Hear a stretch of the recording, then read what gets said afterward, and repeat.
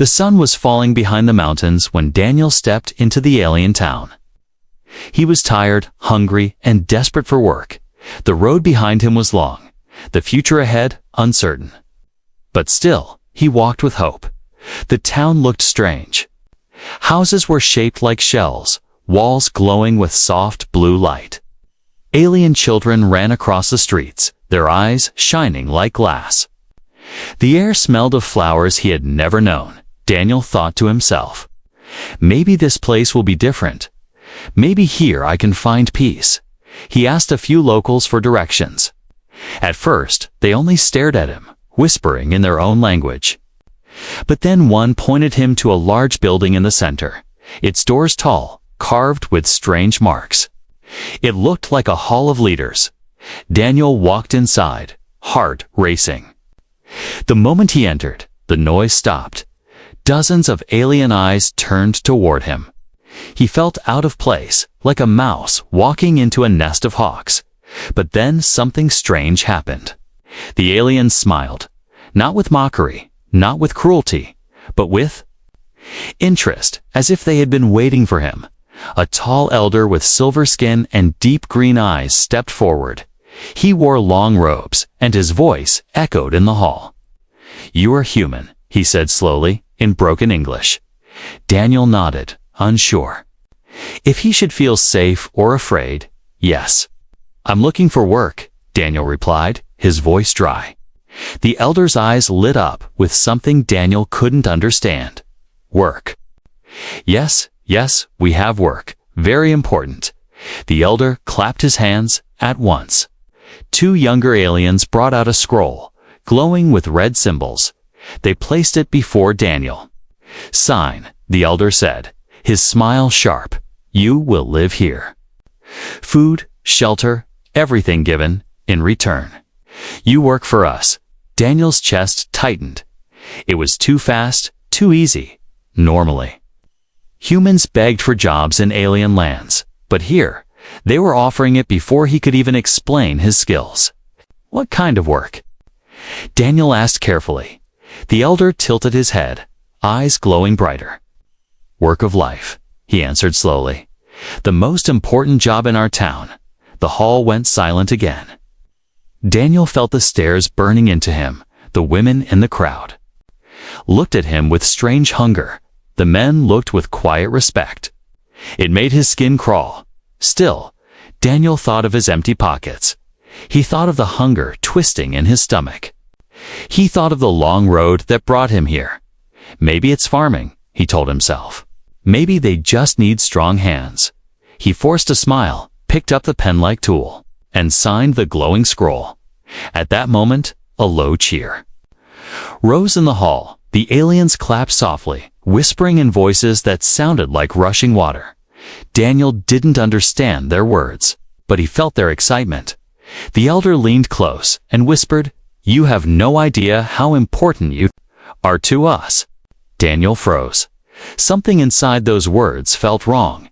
Important, yes, but not in the way he had hoped. Still, it was too late. His name burned bright across the scroll. The contract was sealed. Two alien attendants guided him out of the hall. Their hands gentle, yet firm. They took him through winding streets, past markets, past glowing lanterns, past eyes that never stopped staring at him. Daniel whispered to himself, "Why are they looking at me like that?"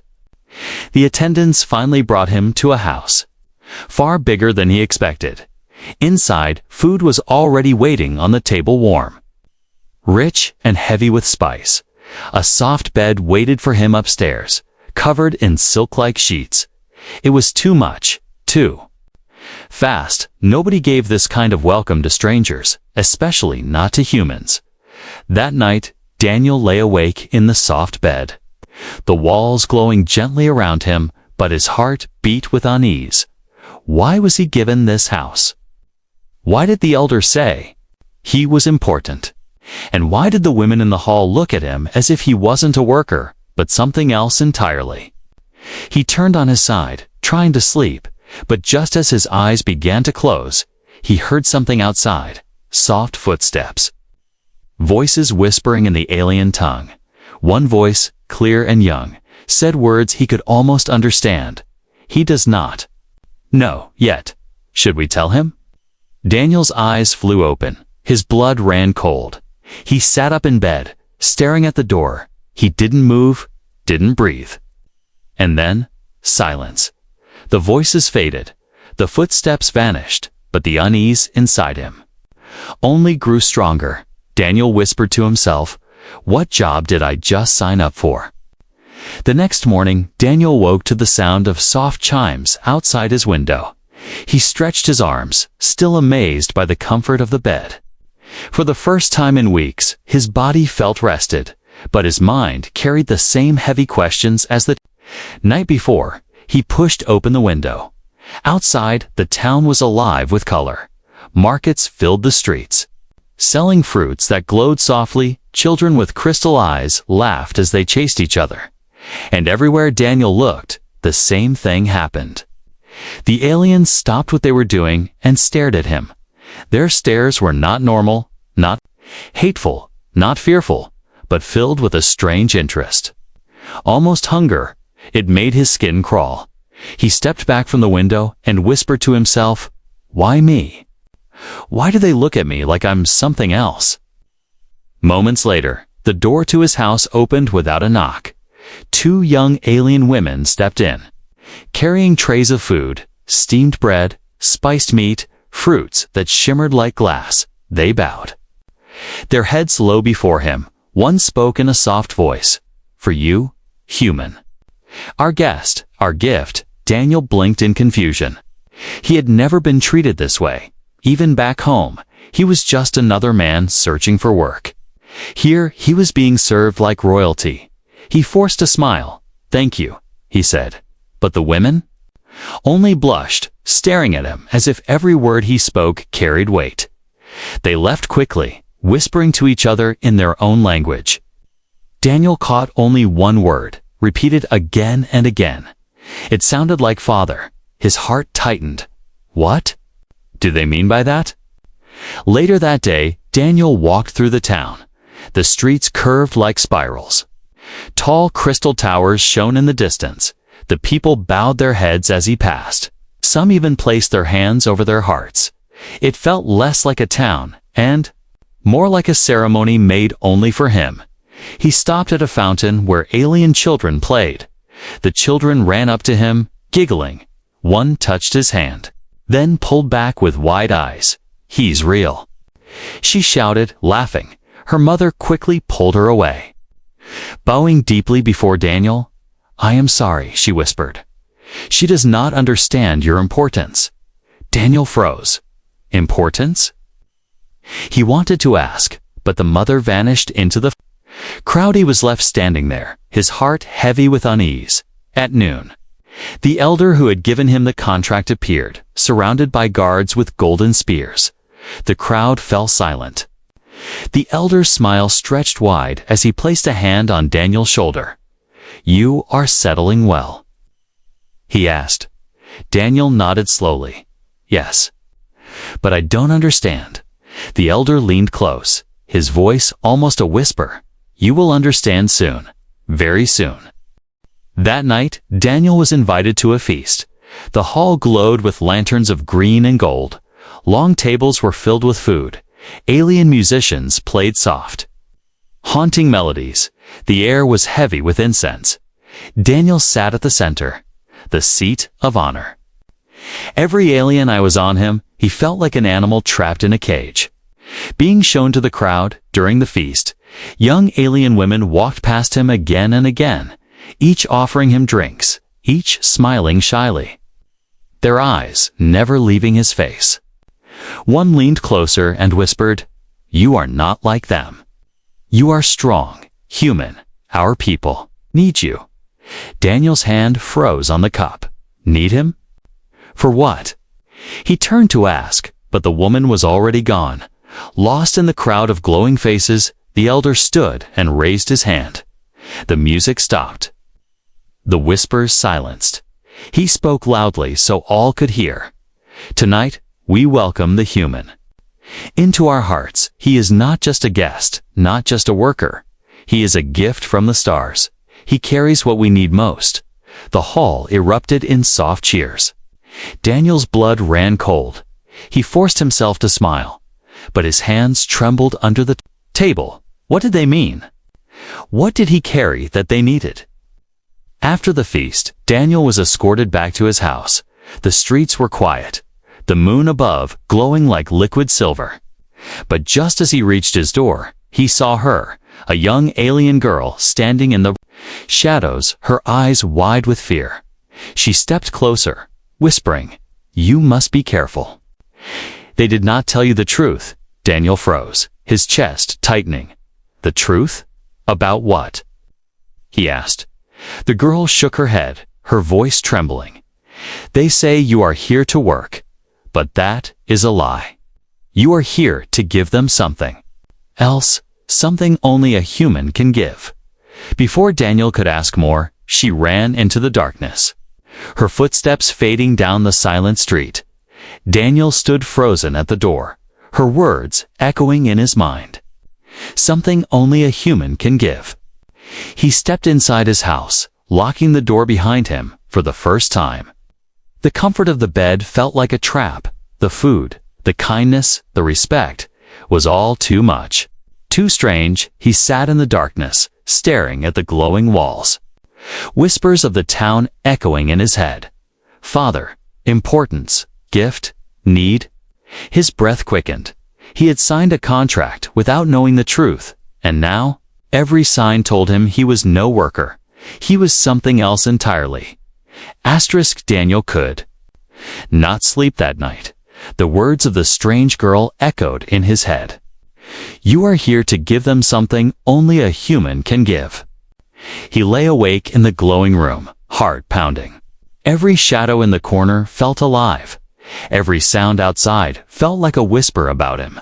By morning, he was restless. He decided to confront the elder and demand the truth. But before he could step outside, someone knocked on his door. When he opened it, the same girl from last night stood there, her silver eyes wide with fear, her hands trembling. Come, she whispered. Before they see, Daniel hesitated. But something in her voice told him she was not lying. He followed her through narrow alleys. The town that had looked so bright yesterday now felt heavy and strange. Every corner carried eyes watching him. Every turn felt like a trap. Finally, she led him into an abandoned house. Dust filled the air, the windows broken. No glowing lights here, only darkness.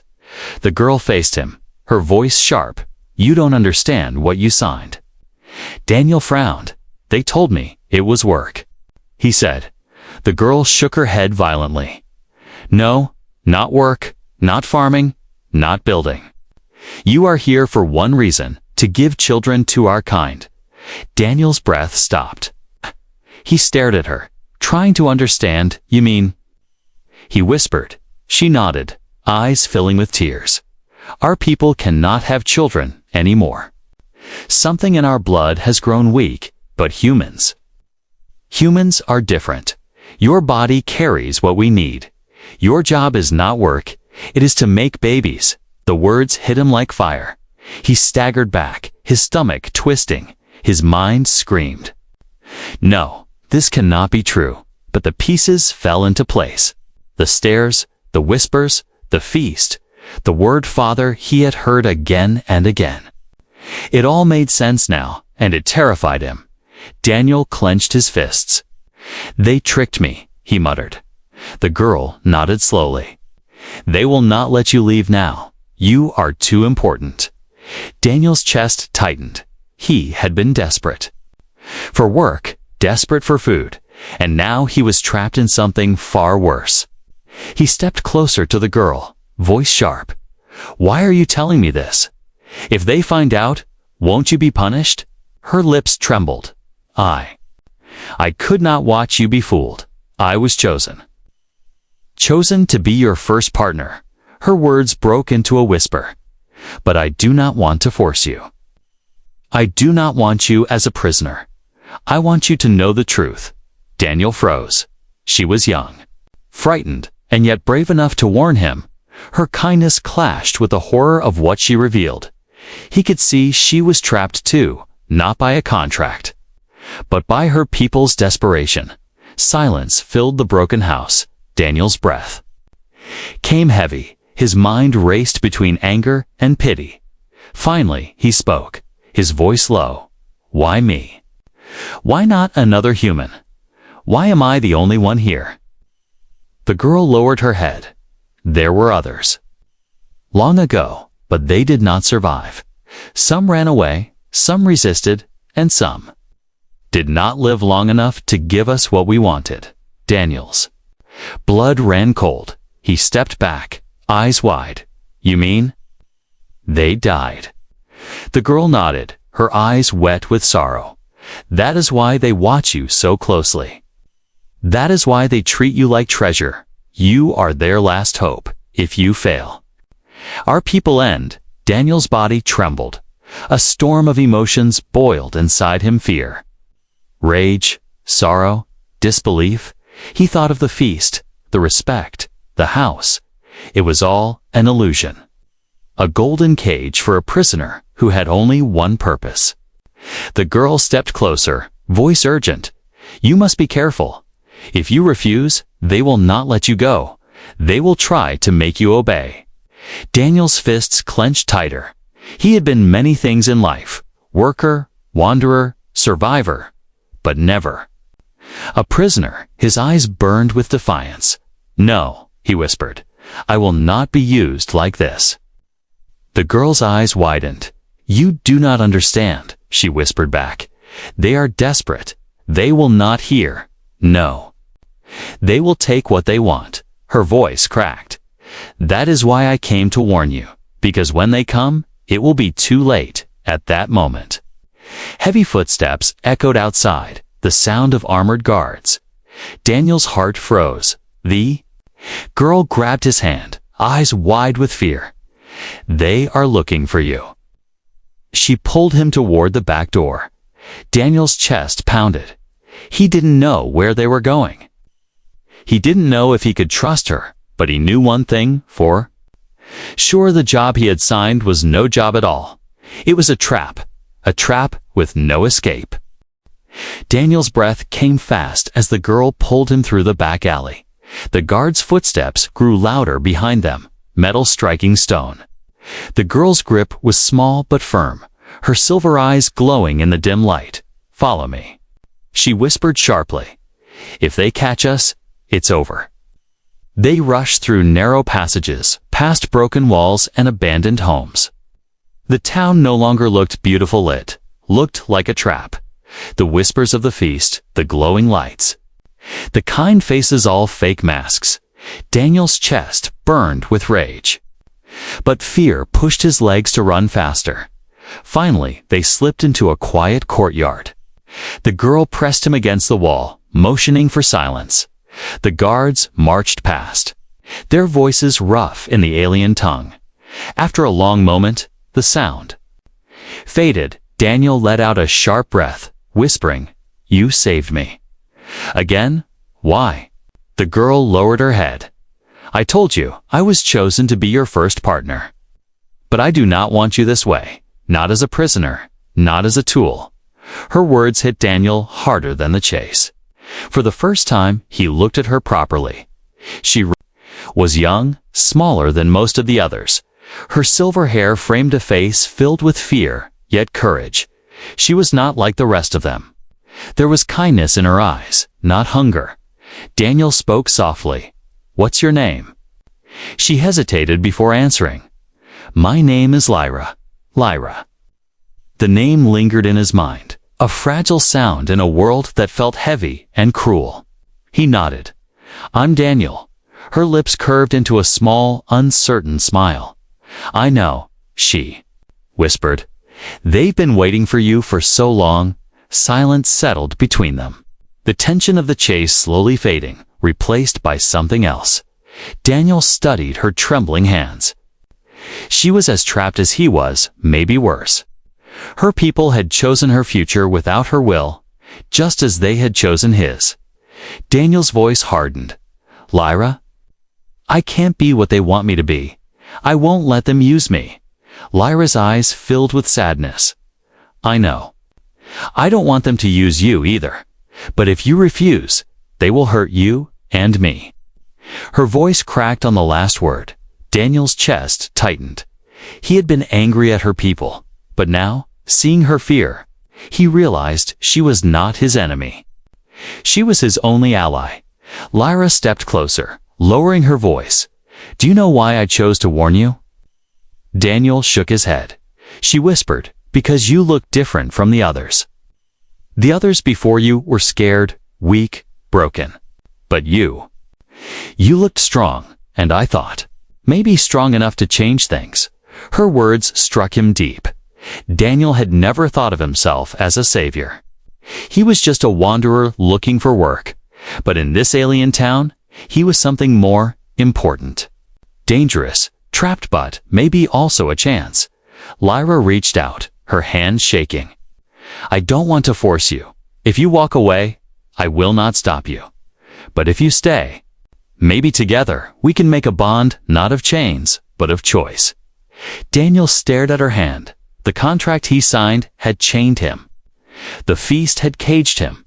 But here was a bond offered freely, fragile and real. He slowly placed his hand over hers.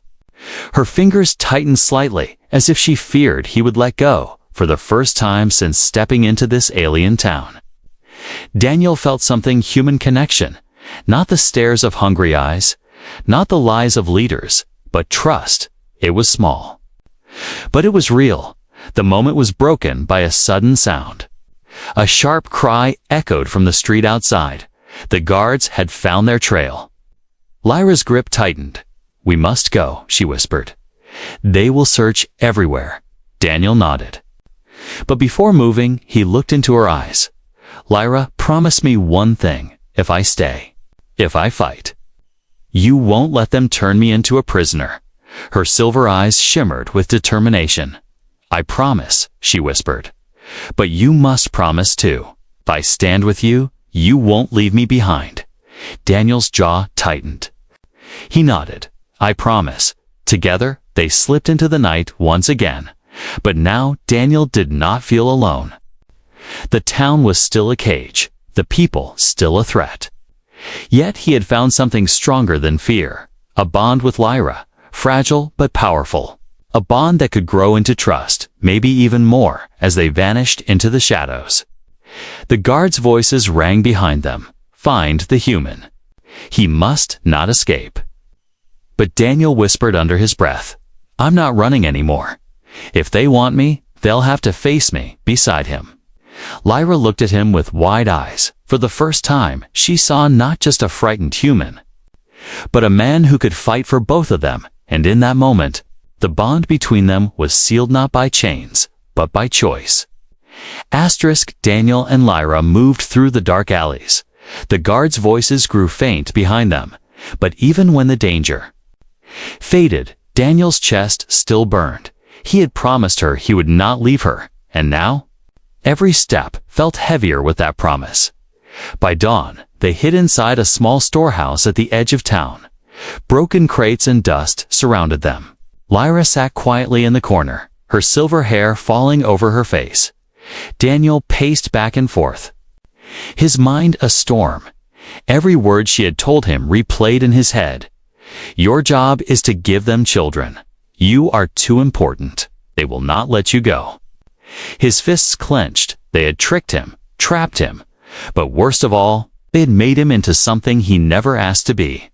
Not a worker, not a free man, but a tool. Lyra's voice broke the silence. They will not stop, Daniel, they will. Come again and again, not just with chains, but with soft words. With gifts, with promises. Daniel turned to her, frowning. What do you mean?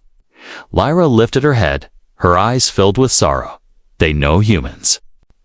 They know your weakness. They will not only try to force you, they will tempt you. They will send others to you. Women who will beg. Women who will cry until you give in. And once you do, they will own you forever. Her words chilled Daniel's blood. And almost as if fate wanted to prove her right, that very night, it began. He awoke to the sound of a knock on the storehouse door. Daniel stiffened, grabbing the nearest piece of wood as a weapon. Lyra shook her head, whispering, "No, wait." The door creaked open, and two alien women stepped inside. They were not guards. They wore flowing robes of gold and silver. Their eyes glimmered like stars. They were beautiful, flawless, and they carried no chains, only soft smiles, human. One said in a gentle voice, "We do not wish to harm you. We only wish." To speak, Daniel tightened his grip on the wood. Lyra moved closer to him, her body tense. The other woman stepped forward. "You must understand, our people are dying. Without you, there is no future. You are our last hope." Her voice cracked. She dropped to her knees before him. "Please." She whispered, "Give us what we need. We will give you everything in return: food, wealth, honor." Daniel's heart pounded. Her words pressed against his chest like heavy chains. And yet, they were not cruel. They were soft, desperate, filled with sorrow.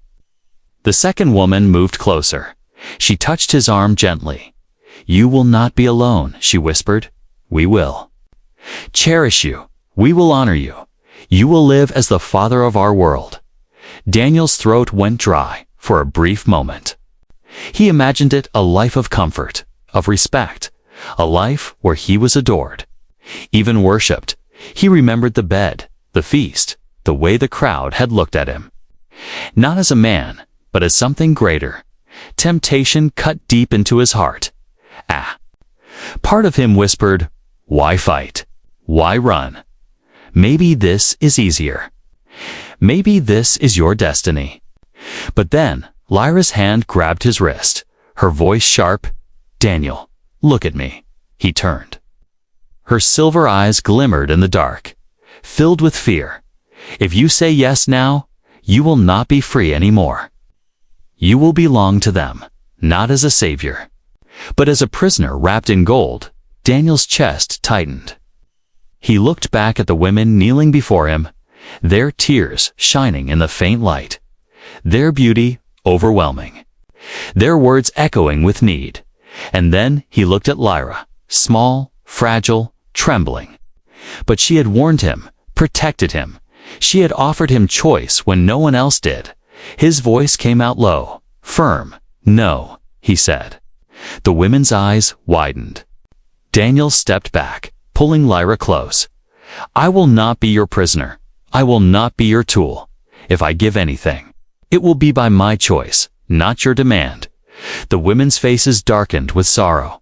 One whispered, "Then you leave us." "No choice. The council will decide your fate." They left in silence. The door closing behind them, Daniel stood shaking, his chest heavy with the weight of his decision. Lyra held his hand tightly. "You did the hardest thing," she whispered. "They will hate you for it, but they will also fear you, because you are the first to refuse." Daniel looked at her, his heart pounding. "Then let them fear me, because I am done being their prisoner." But deep inside, he knew this was only the beginning. The council would not let his refusal stand. They would come back not with soft words, but with chains. And when that happened, he would have to decide again to fight or to give in. The next day, the whole town felt different. Where once there were smiles and bows, now there were whispers and shadows. Every alien eye that fell on Daniel was sharper, colder. The news had spread. He had refused. Daniel and Lyra kept to the edges of the streets, but no matter where they went, the stares followed. The townspeople no longer looked at him with worship alone. They looked at him with anger, with fear. By evening, the guards came. They surrounded the storehouse where Daniel and Lyra hid. The elder himself walked forward, his silver skin gleaming under the lantern light. His voice rang heavy, human. "Come out, the council has spoken." Lyra gripped Daniel's arm tightly, whispering, "They will not let you choose anymore. Please." Whatever happens, do not let them break you." Daniel stepped outside. Dozens of eyes burned into him from the crowd. The elder lifted his hand. "You were given food, shelter, honor. And yet you refuse the duty given to you. You insult our people." Daniel's voice cut sharp through the night. "I did not come here to be your prisoner. You lied to me. You tricked me." That contract was no job, was chains. Gasps echoed through the crowd. The elder's smile thinned. "You do not understand. Human, without you, our kind will die." "This is not a request, it is your purpose?" Daniel's fists tightened. He looked at the people, men, women, children, all watching him. Some with anger, some with desperation, and suddenly he realized the truth. They were not just trying to use him, they were terrified. They saw him as their last chance. But he would not bow. His voice rose, strong. "If I give, it will not be because you forced me. It will not be because you tricked me. It will be because I chose. And until you understand that, I will give you nothing." The crowd erupted in shouts. Some cried out in fury. Others begged him to reconsider. The elder raised his hand. "Enough. If you will not give freely, then we will take." The guards rushed forward, spears gleaming, chains clinking. Lyra screamed, stepping in front of Daniel. "You cannot. He is not your slave." The elder's eyes narrowed. "You speak too much. Girl, step aside." But Lyra stood firm, her small body trembling, yet her voice strong. "If you treat him like an object, then you will lose him forever, and you will lose me too." Gasps swept through the crowd. Daniel's heart pounded as he looked at her. She was risking everything for him. The elder's face darkened with fury. "You dare defy your people for this human?"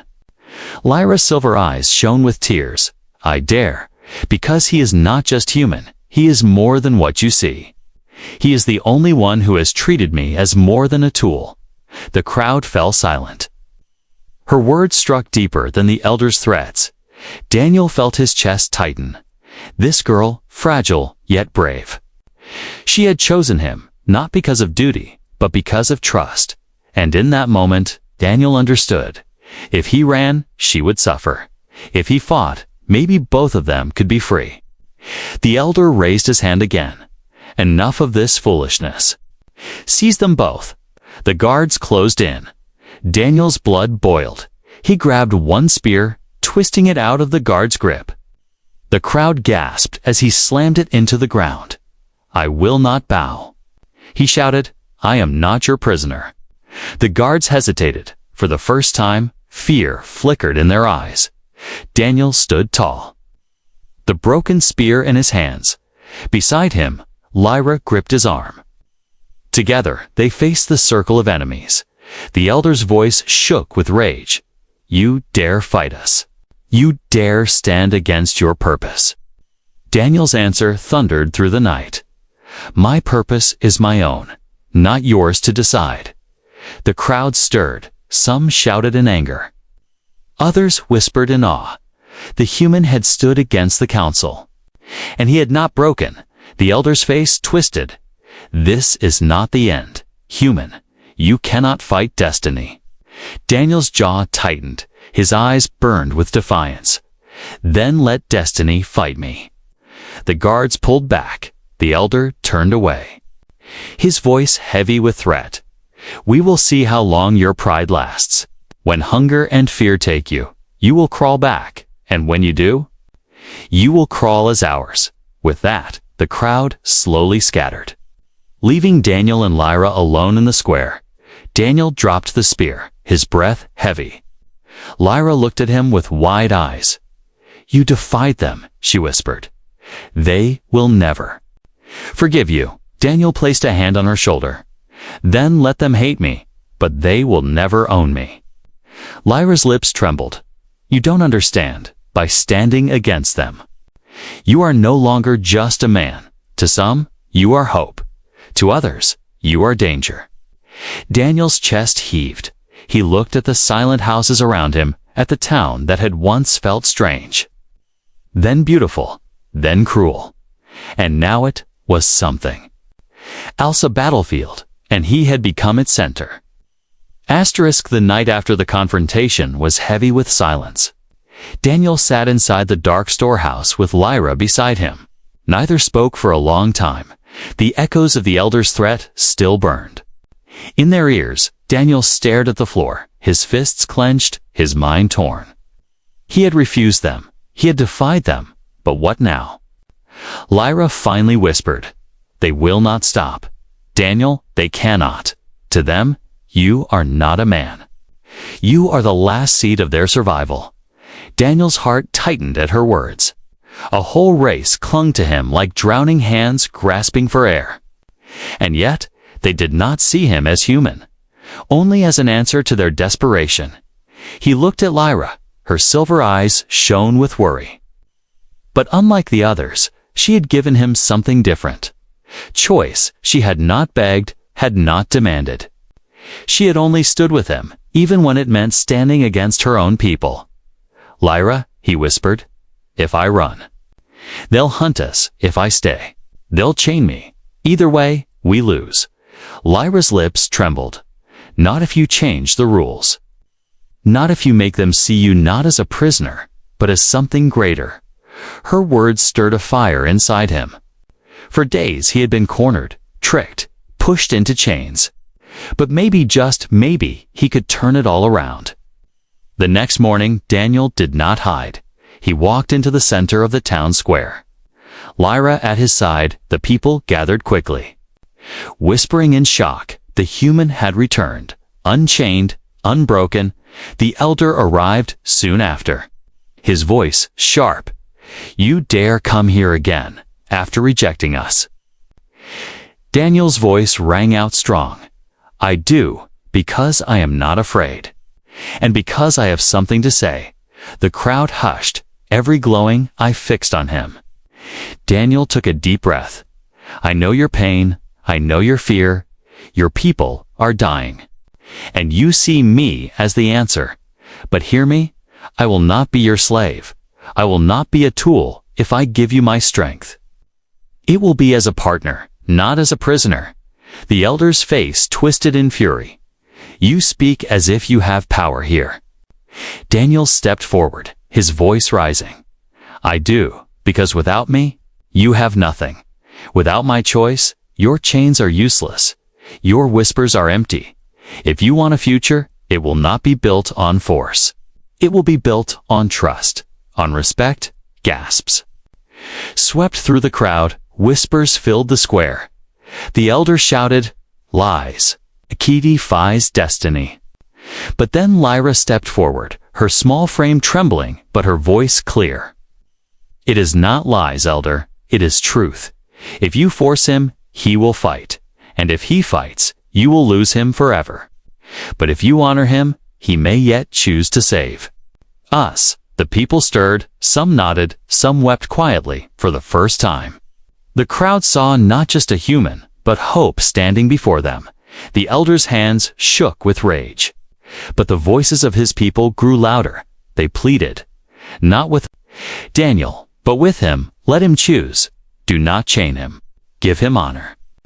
The elder's power cracked under their cries. He hissed, "Very well, human.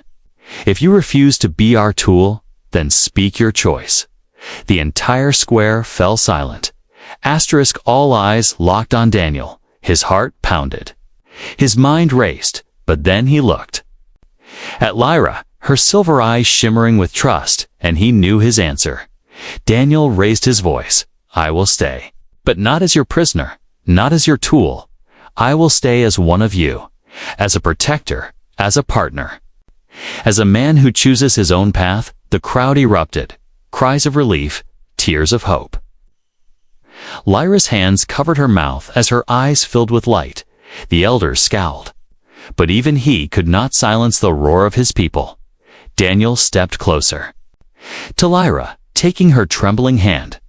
"If I give you anything," he said softly, "it will begin with her, because she gave me choice when no one else did." Lyra's breath caught, Her eyes widened. And for the first time since this nightmare began, Daniel saw her smiles, soft, real, and filled with hope. The elder turned away in defeat, his power broken. The people now looked at Daniel not as a prisoner, but as something far greater. The one who had defied chains and chosen trust. That night, the town whispered a new name for him. No longer stranger, no longer human tool, but father of a new dawn. Daniel stood beside Lyra under the glowing moon, his chest heavy with the weight of what lay ahead. He was no longer just a wanderer. No longer a desperate man looking for work. He was something else now, a man who had chosen his fate. And in that choice, he had given hope to an entire world.